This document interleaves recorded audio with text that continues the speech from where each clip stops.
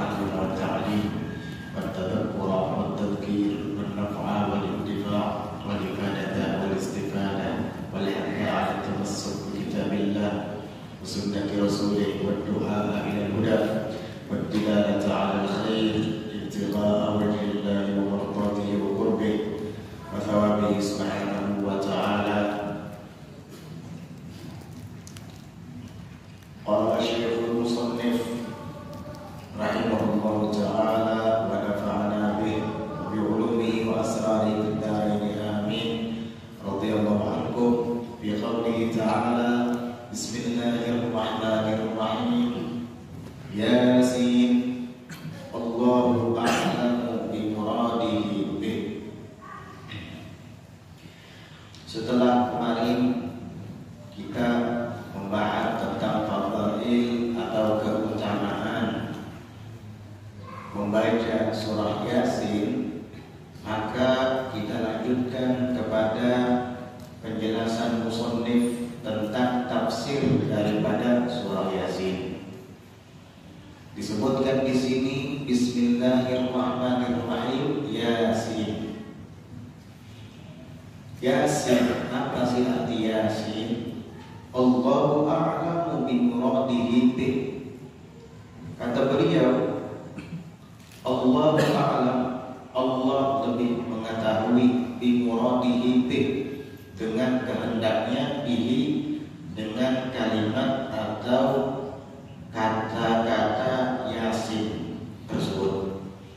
Artinya musannif tidak ingin menjelaskan tentang maknanya, karena beliau menganggap ini termasuk daripada ayat-ayat yang mutasyabihah, sehingga tidak ada yang tahu artinya kecuali Allah. Nah, ini lebih selamat, lebih aslam, lebih aman, kata para ulama, daripada kita mentafsirkannya. Sehingga kebanyakan al-huruful muqatta'ah, ayat-ayat yang berbentuk potongan-potongan huruf, itu jarang ditafsirkan oleh para ahli tafsir. Seperti Ha Mim Ain Shad, Kaf Ha Ya Ain Shad, apalagi Alif Lam Mim, Alif Lam Ra. Itu semua namanya ayat yang berbentuk al-huruful muqatta'ah, huruf potongan huruf-huruf. Nah, ini oleh sebagian ulama dianggap termasuk daripada ayat yang mutasyabihah, yang tidak ada yang mengetahui maknanya kecuali Allah Subhanahu wa taala. Sehingga mereka lebih memilih untuk tafwid. Apa itu tafwid? Menyerahkan maknanya kepada Allah Subhanahu wa taala. Tetapi tidak sedikit pula di antara ahli tafsir yang menjelaskan tentang makna daripada kalimat-kalimat tersebut.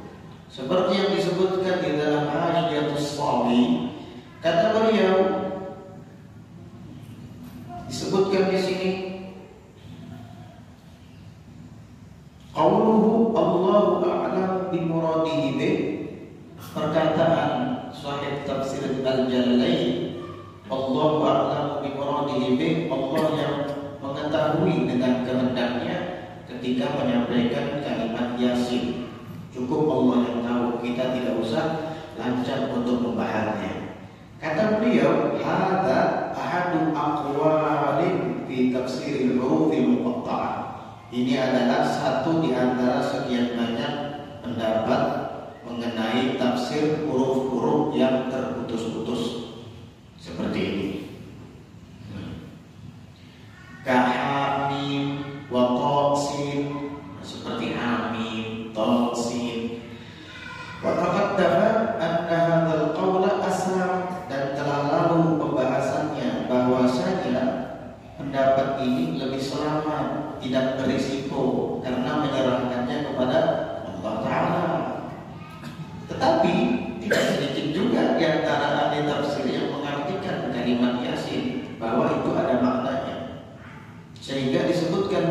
Waqila, dan ada yang mengatakan maknanya adalah ya insan, wahai manusia. Wa asluhu, dan asalnya sebelum menjadi kalimat Yasin adalah ya unaisin. Unaisin itu tasdirnya insan. Insan kalau dirubah sifatnya menjadi isim yang musaddar, maka bunyinya adalah unaisin. Itu dalam bahasa Arab. Faktusira ala syatrihi likadratin nida'i bih, maka diringkaslah atas sebahagiannya saja karena banyaknya panggilan atau seruan dengan kalimat itu. Kebanyakan kalau kita menyeru dengan ya unaisin, akhirnya dibuang separuhnya. Itu kalimat unai, sehingga hanya tersisa yasin. Nah, ini menurut sebuah pendapat. Waqila, dan ada lagi yang mengatakan huwa ismun li Rasulillah sallallahu alaihi wasallam, bahwasanya kalimat Yasin itu adalah nama untuk Rasulullah sallallahu alaihi wasallam, dan itu yang banyak diisyaratkan oleh para ulama adalah nama Rasulullah sallallahu alaihi wasallam. Sehingga sering kita mendengar qasidah salatullah salamullah ala tawa Rasulillah, salatullah salamullah ala Yasin habibillah. Yasin nama Nabi sallallahu alaihi wasallam. Kebanyakan ulama ahli isyarat, ahli tasawuf itu mengartikan Yasin adalah nama daripada nama-nama Nabi Muhammad sallallahu alaihi wasallam. Kita apabila berziarah ke makam Nabi Ibrahim alaihi salatu wassalam di Hadramaut sana, biasanya ketika mengucap salam kepada Nabi Muhammad alaihi wa ala nabiyina afdhalus salat wa azka tahiyyatu wa taslim, terlebih dahulu kita mengucapkan salam kepada Nabi Muhammad sallallahu alaihi wasallam. Dan di antara sekian banyak ucapan salam yang diperuntukkan kepada Nabi Muhammad sallallahu alaihi wasallam, nama beliau disebut satu persatu. Di antara yang disebut adalah kalimat Yasin. Jadi ketika mengucap salam kepada Nabi Hud, juga kepada Nabi Muhammad, assalatu wassalamu alaika wa ala Yasin. Nah, Yasin masuk di situ. Sehingga banyak juga di antara kita yang menamakan anaknya dengan nama Yasin. Ahmad Yasin, Muhammad Yasin. Karena Yasin itu adalah salah satu di antara sekian banyak nama Nabi kita Muhammad sallallahu alaihi wasallam. Waqila, ada lagi pendapat yang mengatakan Yasin itu adalah ismul Quran, nama Al-Quran. Alhasil, kalau kita sudah paham di antara sekian banyak makna dari kalimat Yasin, mana kira-kira yang paling lapang bagi dada kita untuk memahami dan mengingatnya? Jika kita lebih nyaman bahwa Yasin itu artinya adalah Nabi Muhammad sallallahu alaihi wasallam, maka ingat ketika nanti membaca surah Yasin, ingat Nabi Muhammad sallallahu alaihi wasallam. Jadi Allah memanggil Nabi Muhammad dengan panggilan Yasin. Nah, ini pentingnya kita belajar tafsir, sehingga ketika kita membaca surah Yasin, kita ingat dengan Nabi Muhammad sallallahu alaihi wasallam, bahwa beliaulah yang dipanggil dan diseru oleh Allah Ta'ala di dalam surah Yasin. Makanya nanti ada sambungannya kan, innaka laminal mursalin. Itu khitab, ajakan bicara kepada Nabi Muhammad sallallahu alaihi wasallam. Innaka, sesungguhnya engkau laminal mursalin, benar-benar termasuk daripada para rasul-rasul yang diutus. Nanti kita lanjutkan. Kemudian ayat berikutnya, wal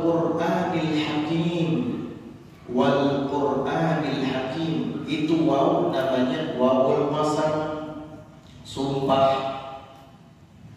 Wal Qur'anil Hakim, demi Al-Qur'an yang hakim, yang banyak hikmahnya, yang bijaksana. Al-Quran itu bijaksana karena di dalamnya banyak hikmah-hikmah.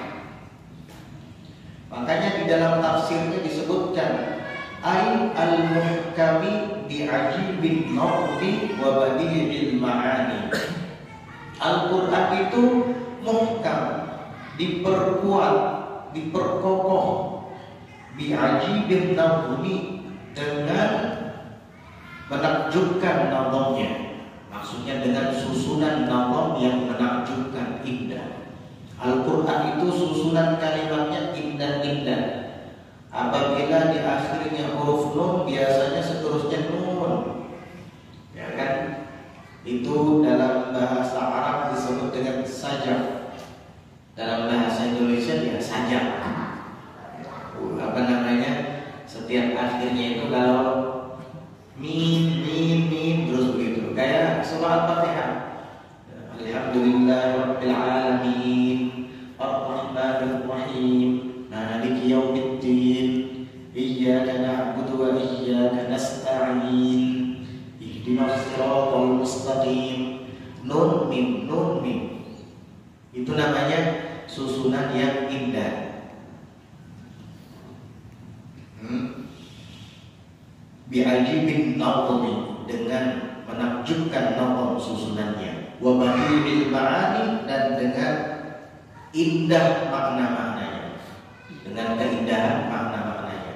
Jadi Al-Quran itu diperkuat dengan nazam susunannya yang menakjubkan, sehingga mudah untuk dibaca dan dihafalkan. Begitu juga indah makna-maknanya.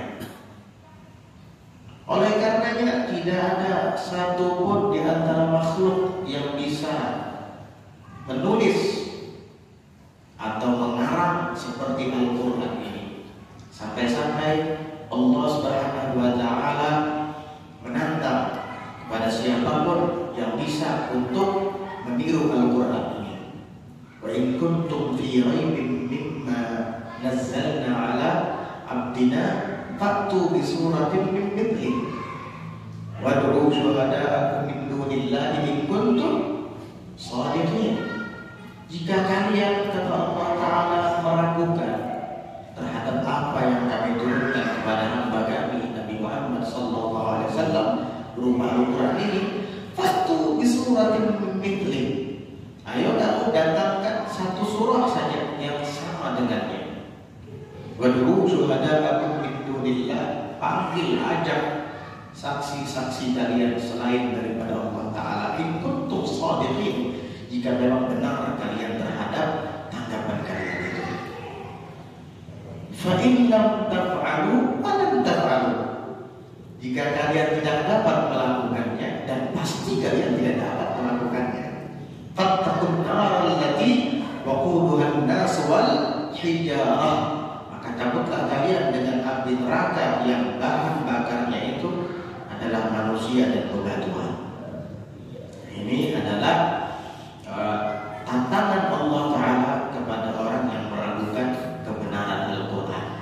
Ayo kamu datangkan kalimat-kalimat yang indah seindah Al-Quran, yang hebat isi kandungan dan maknanya seperti Al-Quran, tapi kalian tidak akan pernah bisa. Itulah Al-Quran. Dari sejak dulu kita masih sekolah TK Al-Quran, kita baca suratul Fatihah, kita baca suratul Baqarah, Alif Lam Mim, itu diulang-ulang sampai kita berusia 10 tahun, 20 tahun, 30, sampai sekarang sudah punya anak, sampai nanti sudah punya cucu, gak pernah bosan. Al-Fatihah itu setiap hari kita ulang-ulangi, gak pernah bosan. Selalu saja jika dibaca itu seolah-olah dia itu adalah selalu baru, selalu aktual kata orang sekarang, tidak pernah ketinggalan. Padahal umurnya sudah dari sejak diwahyukan kepada Nabi Muhammad SAW sudah 15 abad. Ya, sudah 15 abad. Tapi tidak pernah bosan siapapun yang membacanya.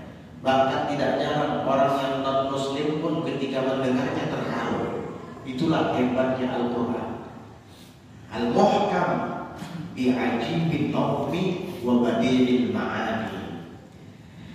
Allah bersumpah dengan Al-Quran yang penuh dengan hikmah ini, wal Qur'anil Hakim. Apa isi sumpahnya? Innaka ay ya Muhammadu laminal mursalin. Sesungguhnya engkau itu, yakni wahai Muhammad. Nah ini kan kamu yang dimaksud dalam kalimat innaka, khitab atau mukhatabnya yang diajak bicara adalah Nabi Muhammad sallallahu alaihi wasallam. Berarti ini sangat serasi dengan makna Yasin tersebut jika diartikan itu adalah nama Nabi Muhammad sallallahu alaihi wasallam. Yasin, wahai Yasin, yakni Nabi Muhammad, demi Al-Quran yang penuh dengan hikmah. Innaka, sesungguhnya engkau, siapa? Wahai Yasin, wahai Muhammad, yaitu Nabi kita Muhammad sallallahu alaihi wasallam, laminal mursalin, benar-benar termasuk daripada para rasul-rasul yang diutus.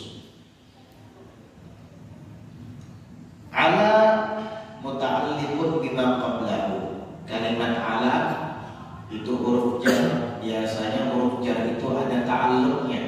Nah, ala di sini kalimatnya atau huruf jar ini muta'alliqun bima qablahu, yaitu berta'alluq, berhubungan dengan kalimat yang sebelumnya, yaitu kalimat al-mursalin. Artinya engkau itu termasuk daripada rasul-rasul yang diutus ala siratin mustaqim, di atas siratin mustaqim, yaitu jalan yang lurus. Engkau tidak sesat, engkau itu utusanku, kata Allah, dan engkau berada di atas jalan yang lurus. Apa sih jalan yang lurus itu? Ay tariqil anbiya'i qablaka, yaitu jalan para nabi-nabi sebelum kamu.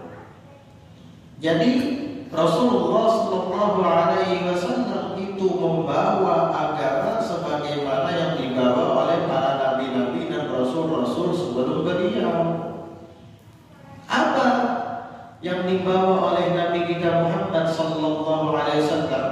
Yang dimaksud dengan jalan yang lurus tadi, jalan para nabi-nabi yang ada di sebelum beliau, yaitu at-tauhid wal huda.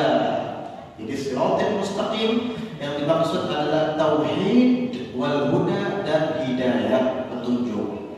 Itu yang dibawa oleh Nabi Muhammad sallallahu alaihi wasallam dari sejak beliau diutus oleh Allah menjadi rasul sampai beliau wafat. Yang didakwakan adalah tauhid dan huda, petunjuk-petunjuk, bukan yang lainnya, bukan lelucon, bukan kalimat-kalimat yang tidak bermanfaat. Isinya semuanya adalah tauhid, mengajarkan kepada mereka kaum jahiliyah yang ketika itu terjerumus dalam kesyirikan, menyekutukan Allah Subhanahu wa taala dengan berhala-berhala. Diajarkan kepada Nabi tentang kebatilan yang ada pada mereka, tentang akidah yang tidak benar yang selama ini mereka yakini. Dikasih tahu oleh Nabi kita Muhammad sallallahu alaihi wasallam bahwa Lata dan Uzza, Manat dan berhala-berhala lainnya, Hubal, apalagi itu namanya, Nailah, Asaf, Buna dan lain sebagainya, itu semua adalah berhala patung yang tidak bermanfaat dan tidak bisa memberikan mudarat. Itu ajaran Nabi Muhammad SAW. Dan al-huda, petunjuk, diajari umat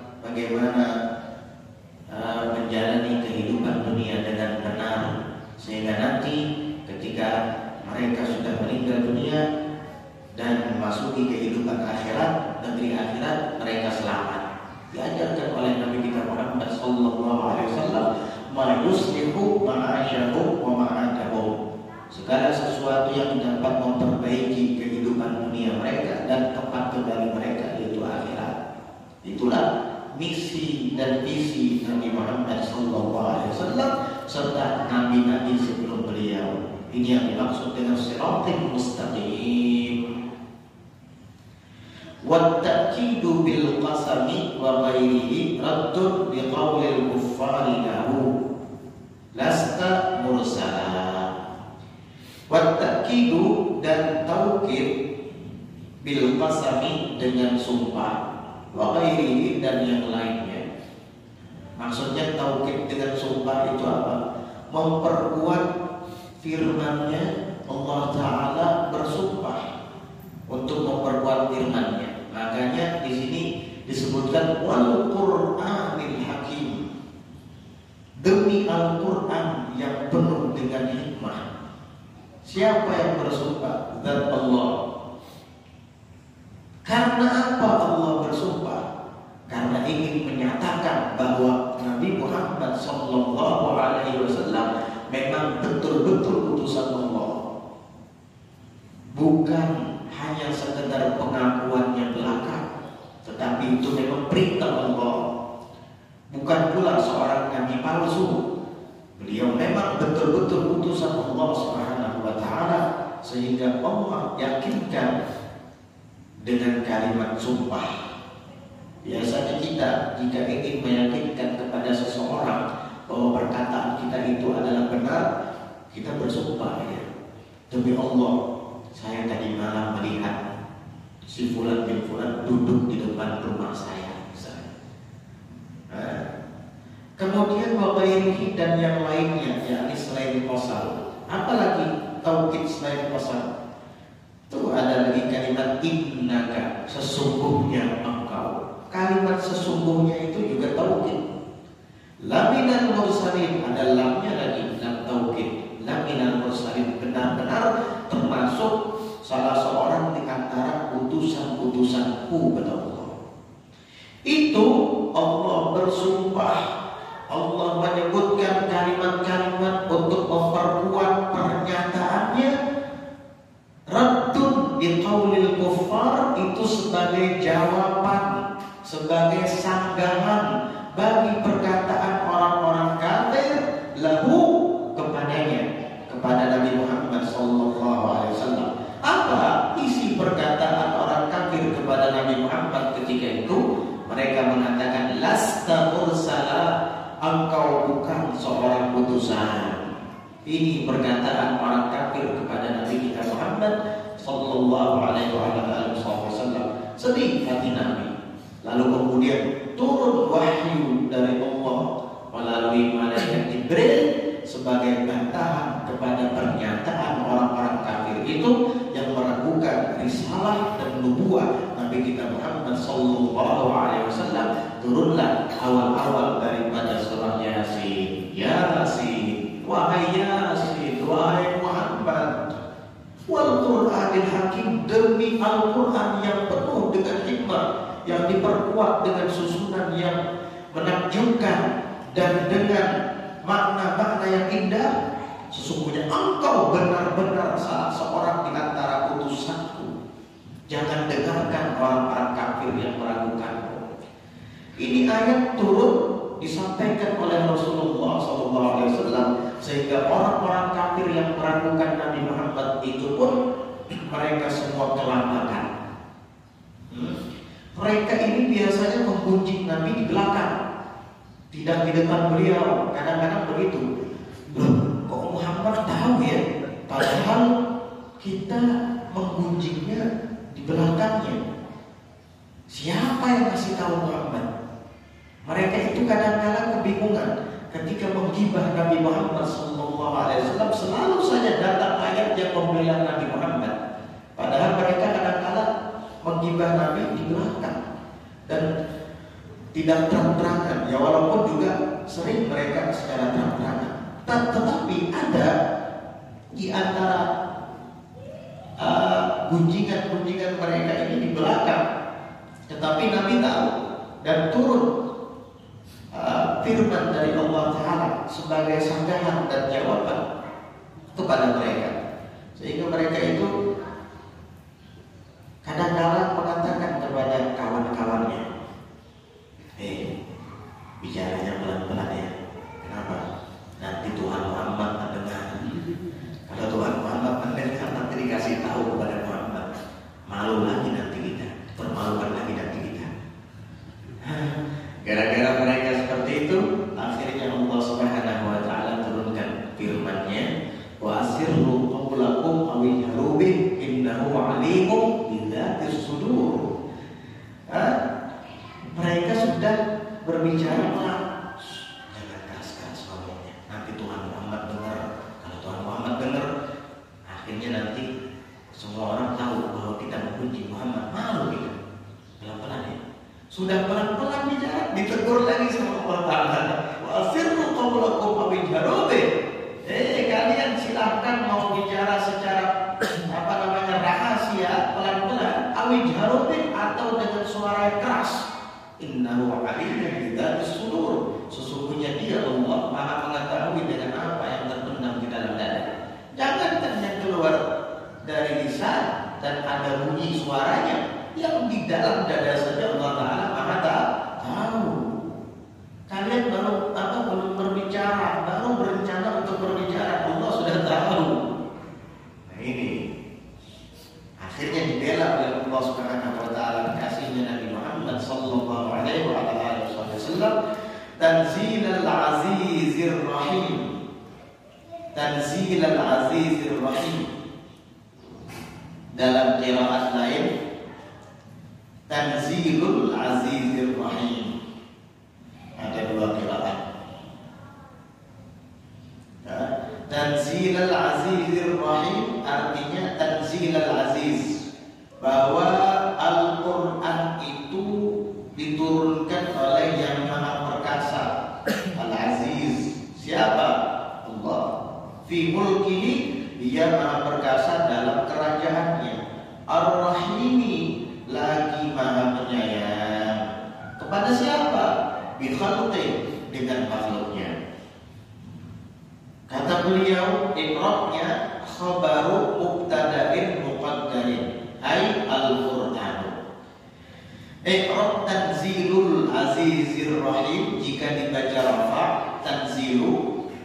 Kalau tidak salah ini qiraat Abi Amr, tanzilu. Tapi kalau qiraat Hafs, tanzila, yang biasa kita baca, ya surah Yasin itu qiraat Hafs. Kalau qiraat Abi Amr, tanzilu. Nah, kalau dibaca rafa, tanzilul azizir rahim, itu menjadi khabaru mubtada'in muqaddar. Itu khabar mubtada' yang ditakdir. Takdirnya apa? Ay Al-Quran. Artinya kalau kita nampakkan takdir mubtada'nya ini, maka bunyinya adalah Al-Qur'anu tanzilul azizir rahim. Al-Quran itu adalah yang diturunkan oleh Allah yang Maha Perkasa, lagi Maha Penyayang. Tapi kalau kita baca tanzila, apa iqra'nya? Kalau kita baca tanzila, maka kata sebahagian ahli tafsir, itu iqra'nya adalah maf'ul mutlak atau menjadi masdar daripada fi'il yang mahdhuf, dibuang. Dalam tafsir Al-Qurtubi disebutkan takdirnya adalah nazzalallahu tanzilal azizir rahim, atau nazzalallahu tanzilal azizir rahim, yaitu Allah yang menurunkan Al-Quran itu tanzilal azizir rahim, itu dengan menurunkannya yang Maha Perkasa lagi Maha Penyayang. Atau juga bisa itu mansubun alal madhi. Kata sebagian ahli lugah dalam mentafsirkan iqra' daripada tanzila, itu menjadi mansubun alal madhi, yaitu dinasabkan karena menjadi maf'ul bih bagi fi'il ujian. Takdirnya indah tanzilal azizir rahim. Artinya pujilah Al-Quran yang diturunkan oleh yang maha perkasa lagi maha penyayang itu. Nah, jadi begitu. Litundira bihi, litundira qauman ma undira aba'uhum fahum ghafilun. Litundira, agar engkau dapat mengingatkan bihi, dengannya Al-Quran itu, qauman, sekelompok kaum. Siapa mereka sekelompok kaum itu? Yaitu terutama orang-orang Arab jahiliyah.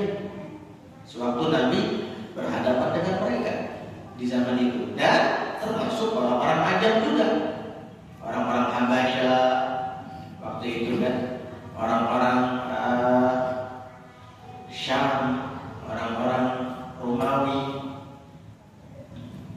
dan sampai sekarang orang Indonesia, orang Malaysia, orang Eropa, semuanya, bahwa Nabi Muhammad Sallallahu Alaihi Wasallam, tujuan beliau diwahyukan oleh Allah Ta'ala berupa Al-Quran agar dapat mengingatkan kepada kaum, kelompok manusia, baik Arab ataupun Ajam, begitu. Terutama yang ada pada waktu beliau hidup. Muta'alliqun bitanzilah.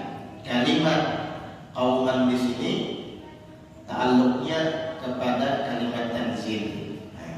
Bitundira, kalimat bitundira, bukan qauman. Kalimat bitundira, bitundira di sini tujuannya agar engkau mengingatkan diri dengannya Al-Quran. Tadi qauman akan sekelompok kaum, golongan, itu muta'alliqun bitanzilah, tanzilal aziz tadi. Artinya dengan diturunkan Al-Quran itu sehingga engkau bisa memberikan peringatan kepada kaum tersebut. Ma undira aba'uhum, yang tidak diberi peringatan dulunya, aba'uhum, kakek moyang mereka. Ai, maksudnya lam yundaru fi zamanil fatrah, mereka tidak diingatkan atau tidak diberikan peringatan fi zamanil fatrah, di zaman fatrah sebelum diutusnya para nabi dan rasul, di antara terputusnya utusan antara nabi dan rasul. Fatrah itu perselangan waktu antara diutusnya seorang rasul, kemudian putus, baru datang lagi rasul baru. Itu disebut dengan fatrah. Dan dulu orang tua mereka, kakek moyang mereka itu tidak ada yang mengingatkan, karena tidak ada rasul dan seorang nabi pun yang datang kepada mereka. Nah, sekarang engkau wahai Muhammad, kata Allah Ta'ala, sudah saya angkat menjadi nabi, sudah saya utus menjadi seorang rasul, maka kamu yang mengingatkan kaum-kaummu dengan peringatan yang dulu tidak pernah diingatkan kepada kakek moyang dan orang tua mereka di zaman fatrah, yaitu perselangan waktu sebelum datangnya para nabi, sebelum diutusnya para nabi. Ashabul fatrah namanya itu. Menurut pendapat yang kuat, alat tahqiq, ashabul fatrah itu selamat. Ada lagi yang bertafsir ashabul fatrah itu macam-macam. Ada lagi yang mengatakan selamat karena firman Allah Subhanahu wa taala, wa ma kunna nu'adzibuhum hatta wa ma kunna mu'adzibina hatta nab'atha rasula. Wa ma kunna mu'adzibina hatta nab'atha rasula.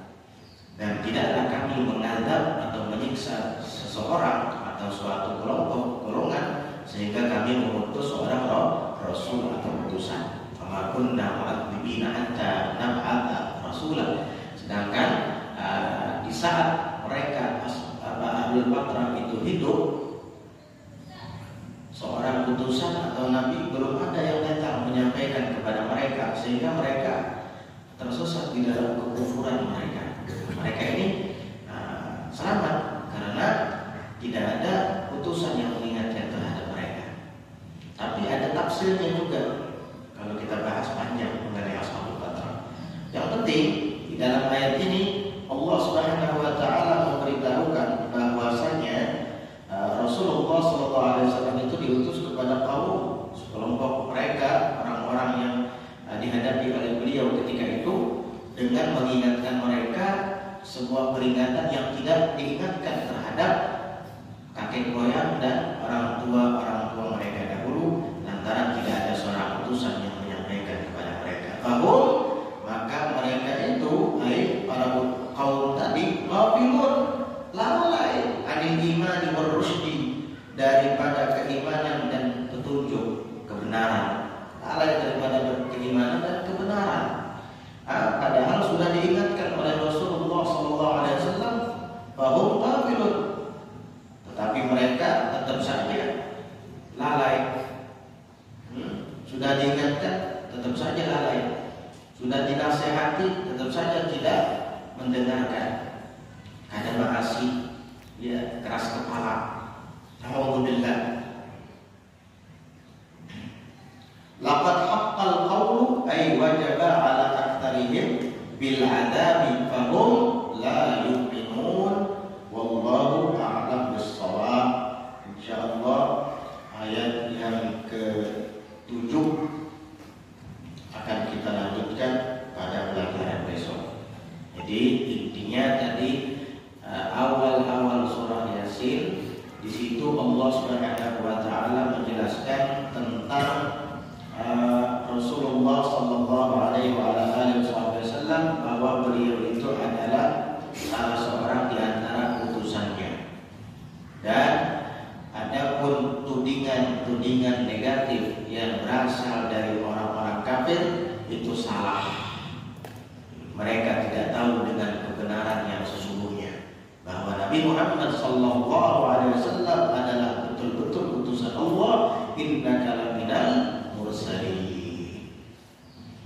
Enak kan kita ketika membaca surah Yasin, kalau tahu sejarahnya, oh ini Yasin Nabi Muhammad yang dipanggil sama Allah. Oh, Nabi Muhammad ini dulu pernah didustakan oleh kaumnya, sehingga Allah Ta'ala bantah dengan ayat ini. Wal Qur'anil Hakim, Allah bersumpah dengan Al-Quran yang penuh dengan hikmah. Innaka laminal mursalin, Allah nyatakan dengan kuat setelah bersumpah bahwa engkau itu betul-betul adalah utusanku, termasuk para rasul-rasul yang aku utus.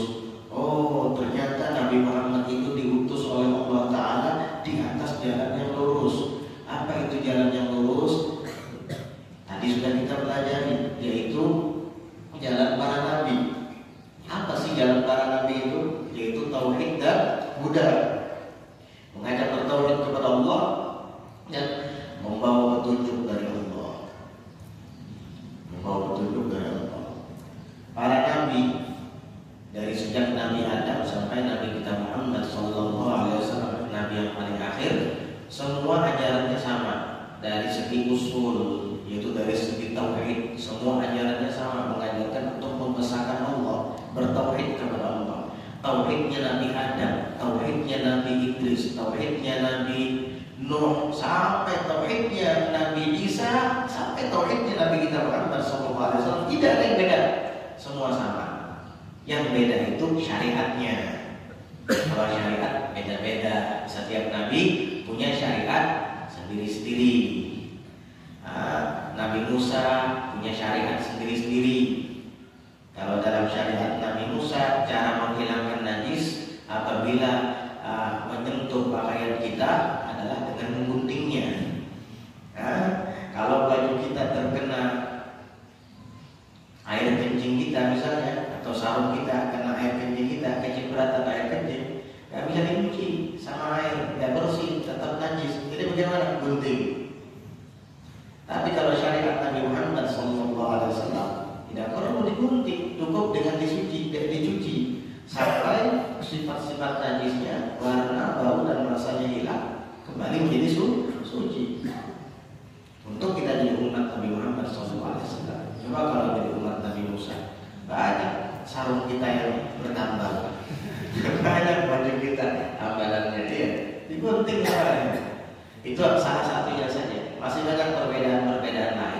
Itu dalam segi syariat. Tapi kalau dalam segi tauhid ya sama semuanya.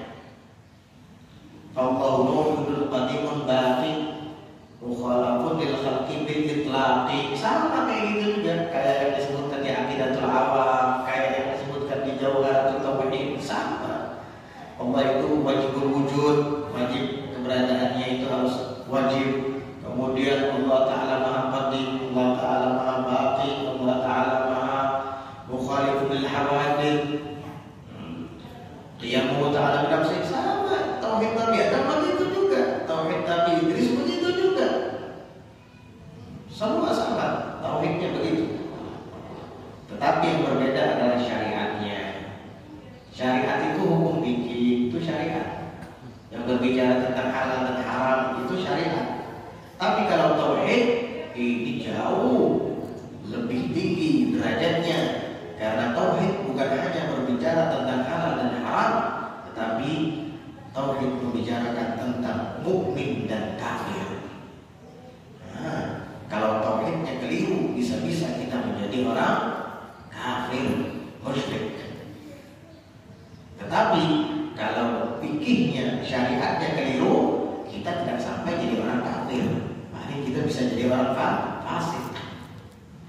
Inilah perbedaan antara tauhid dengan syariat. Tauhid sama dari sejak Nabi Adam sampai Nabi kita Muhammad SAW, tapi syariat itu bisa beda. Oleh karenanya, thariqul anbiya, jalan para nabi-nabi terdahulu, sama seperti jalan yang ditempuh oleh Nabi kita Muhammad SAW.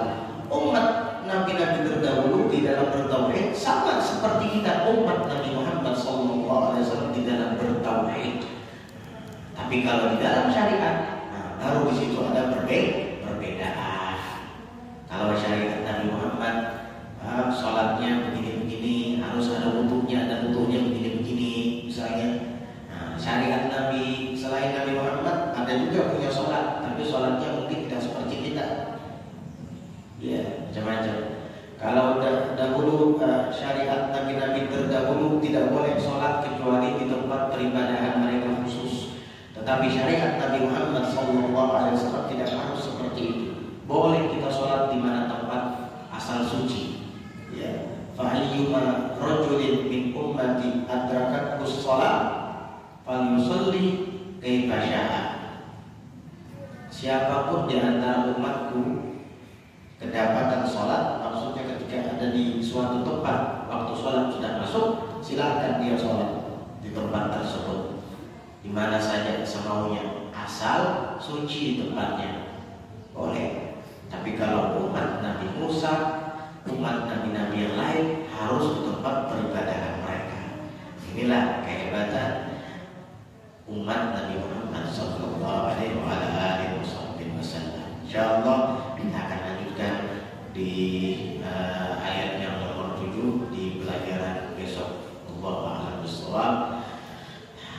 Waffaqana Allah wa iyyakum lima yuhibbu wa yarda wa yutub 'alaina wa 'alaikum tawbatan nasuha yuzakki biha qalban wa jisman wa ruha 'ala hadhihi ad-din wa 'ala ma huwa sayyidil habib Umar bin Muhammad sallallahu alaihi wasallam wa 'ala ma huwa sayyidil habib al-fadil wa 'ala ma huwa sayyidul salihun wa amruna as-salihun wa 'ala kulli niyyatin salihatin jami'atin jamilah bi khairatid dunya wal akhirah wa ila hadratin nabi Muhammad sallallahu alaihi wa alihi wa sahbihi wasallam. Al-Fatihah.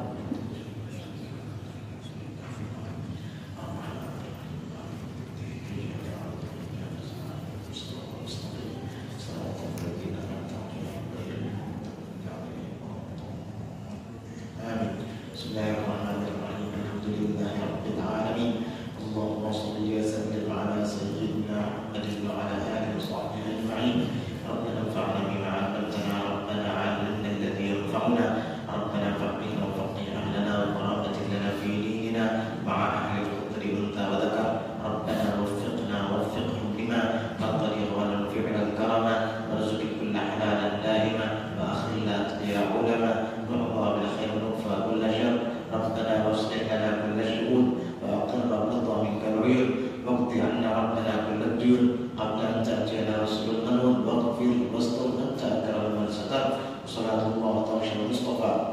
من إلى الحق دعانا والوفاء بكتاب فيه للناس شفاء، وعلى الآل الكرام شرفاء، وعلى الصحب وصابع الغرر. اللهم اهدنا بهداك واجعلنا ممن يسارع في رضاك، ولا تولنا وليا سواك، ولا تجعلنا ممن خالف أمرك وعصاك. صلى الله على